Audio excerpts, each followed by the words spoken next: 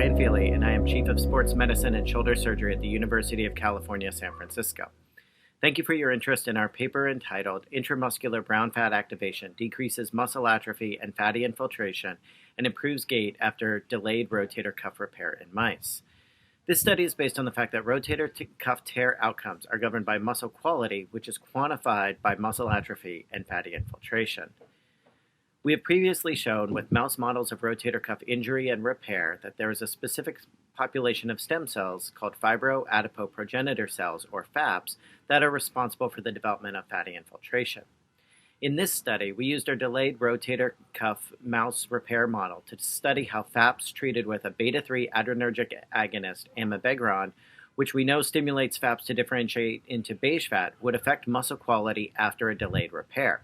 We found that giving the pharmacologic treatment either before or after the repair results in improved muscle quality with less atrophy and fatty infiltration and improved upper extremity function as assessed by Gait analysis.